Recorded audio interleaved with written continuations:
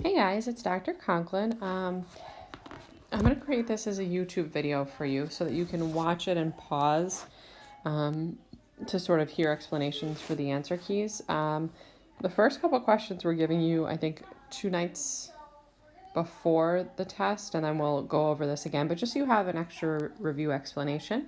Again, if you don't have this, print a copy or you just use a piece of paper. Okay, so let's start with number 1. It says, which of the following points lies in the graph of y equals 5x minus 4? So the easiest way to do this question is I'm going to get my calculator out. I should have had it already ready. I'm going to go to y equals 5x minus 4. So I'm going to hit y equals, there's something in there, let me clear it out. 5x minus 4. And then I'm actually going to go to the table. Now what we're going to do here is I'm going to sort of just scroll through. We have 0, 4, 2, 6. Are either of those points on here? I see 0 goes to negative 4. Aha! 2 goes to 6. That's our answer. Oh, excuse me. Let me check 3 as well. 1 should go to 1. Negative 1 should go to negative 9. Yep, those are not on here. And then 4, 10. Nope, 4, 16. So the only point that's in this graph is number 2. Okay, now this one here, number 2, is quite a bit harder. So, or it's not quite a bit harder. We're going to find, no, you guys, please, you guys got this. What is the slope of a line that passes through? And I gave you guys a formula here. x1, y1, x2, y2. So we're going to substitute into this equation. Instead of putting in y2, we can put in 15. And instead of putting in y1, we can put in 5, right? So one strategy, guys, is to almost like check off the points that we've used so we don't get confused. And then we're going to use x2 minus x1. So x2 is 1 minus x1. Now be careful here, negative 3. Look what I'm doing when I have a negative. I'm putting parentheses around it so I don't lose it. So punch this in your calculator. 15 minus 5 is 10. And then 1 minus negative 3 is going to become 4. Now the only thing that's hard with this is I don't see any answer choices that match with that. So we're going to go to our calculator. Let me go second quit to get out of this. I'm going to do 10 divided by 4. I'm going to click enter. Now I want to make that into a fraction, so I'm going to hit math 1. That's math frac. I'm going to click enter, enter. That is 5/2 simplified. So that's the calculator way to do this. The other way is if you see 10 and 4 are both even numbers, you can divide the numerator and denominator by 2, and you would get 5/2. Okay? All right, let's look at number 3. It says, which equation below could describe the graph? So what we want to do is start by finding our b value, and that's actually going to help us to eliminate some choices. This is a negative slope, and it's cutting through b at negative 2. So what I'm going to do is actually look to see. This has a b of 4. This has a b of 3. Ooh, this has a b of negative 2. This has a b of negative 1. So if I look here, this is actually going to be our answer, guys. It's the only one that has a slope of negative 2. And you guys see how it's going down if we look at it, right? And then just to practice finding the slope, the rise over the run. So let me just take 2 points. Actually, there's a bunch here. If I go from here to here, for example, I'm going to the right 1 and down 1. So our rise over run would be negative 1/1, which is just negative 1. When I look at this equation, I see I have a negative 1 in front here. So that's our answer. All right, this one here, when we have a point and a slope, that's where we're going to make that little table to help us stay organized. So let me do x, y. Oh, sorry, wrong one. Wrong table. Y equals mx plus b. So I'm going to draw in my little table here, and let me put in my values. My slope is 5, my x and my y. My y is 8, my x is 3. So y equals mx plus b. So I'm going to substitute in 8 for y, m for 5, and x is going to be 3. So 8 equals, let's simplify here, 5 times 3 is 15 plus b. Let's take away 15 from both sides. So b equals -7. And actually, that's what they wanted us to find. They said, what's the value of the y-intercept? So that has to be -7. Okay, now this question here is more a word problem, so let's take our time and make sure we're doing this carefully. A cell phone plan charges a flat fee of $15.25 and an additional 7 cents per hour spent talking on the phone. Which of the following functions gives the cost C of the phone as a function of the number of hours spent talking, H? So here's the hint, guys. Whenever we have a C and an H, we want to make sure our equations have those variables, which they do, so that's good. But the other trick here, my loves, is this favorite word of ours, per hour. What is changing here? Is it the cost? Well, the cost is changing, but only if the hours change. When you see this word per here, it tells us what should we plop right next to it? The H. So let me go through which one of these equations has the H right next to the 0.07H and includes an additional fee of $15.25. So if I look at those, you can see the only one that has that, this is not, because it's got weird parentheses, that's not. This is trying to trick you by switching them. You see how the point 15.25 is next to the H? So our answer here is going to be number 1. All right, and now this one here, as you can see, I'm moving into open response, which means we got to make sure we're showing our work, my loves. So first thing, we have 2 points, and we're asked to find the slope of the equation of the line of these. Sorry, I give you guys a hint. So first we're going to find the slope, right? And then we're going to find our b value, or our y-intercept. So we have our points. Let me label them x1, y1, x2, y2. Remember, this is our first and our second point. So I'm going to substitute into our formula. Here's our formula. If it helps you to write it so you can plug directly in. So m equals 16 minus -5 over 7 minus, that minus sign went crazy, minus -2. Okay, we can simplify by adding to get 21. And then these two we add together to get 9. So that's our slope. Okay, and it's sort of a crazy slope, but we're going to go with it, guys, because we'll use our calculator. Now to find b, we're going to do y equals mx plus b, and it's up to you which point you use. My suggestion is I'm going to actually use 0.2 here, guys, because 0.2 has no negatives. So for my y2, I'm going to put in, or my y, I'm going to put in 16. For my x, I'm going to put in 7. And our slope, we already said, was 21/9. So now let's plug in y equals mx plus b. We got to find the b. So I'm going to substitute in for y is 16 equals 21/9 times 7 plus b. And then this is the weird one. So let's go to our calculator to do this. 2 ways to punch it in. Probably the easiest way is just to do 21 divided by 9 in parentheses times, I already forgot, 7.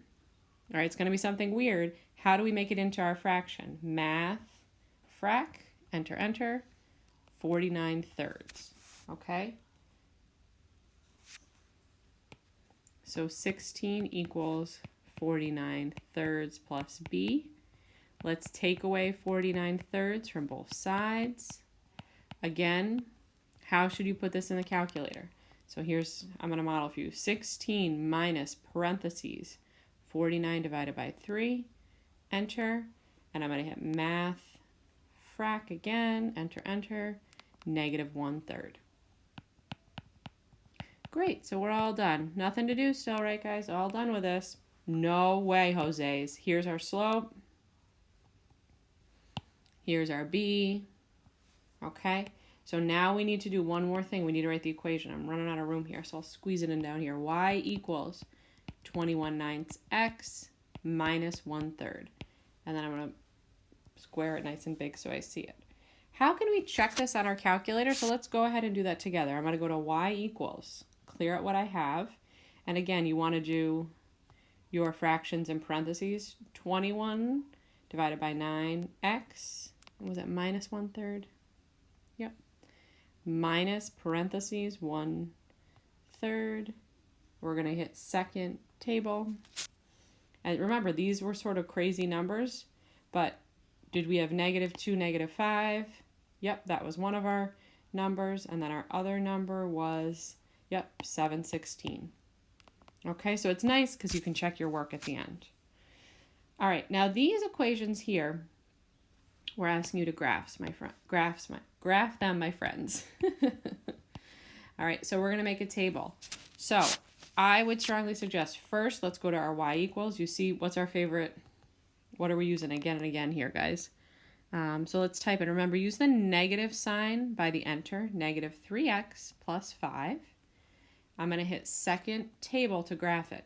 Now, you don't just want positives, you want negatives. So I always try to pick numbers like this, -2 to 2. Okay, so -2, -1, 0, 1, 2. And then 11, 8, 5, 2, -1. 11, 8, 5. See how they're going down to -1. So once you have those, you don't need to graph all the points, but I'll probably graph these just to give us, oh, I don't know if I can get the 8 on. Definitely graph these, right? So let me graph these 0, 5, 1, 2, 3, 4, 5, 1, 2, 2, -1.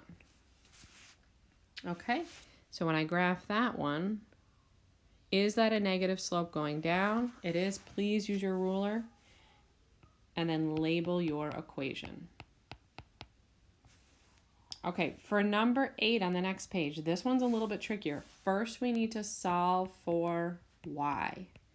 Why is that, my loves? Because in order to graph a line, y needs to be by itself. So we need to get rid of that 2x. So I'm going to take away 2x from both sides. When we do that, y equals -2x plus 1. Here's our x and y. We're going to make our nice little table. So let me go to our y equals, clear what we have, -2x plus 1. Second graph, we're going to look at the table here. And again, I'm probably going to do the same thing, -2 to 2. -2, -1, 0, 1, 2.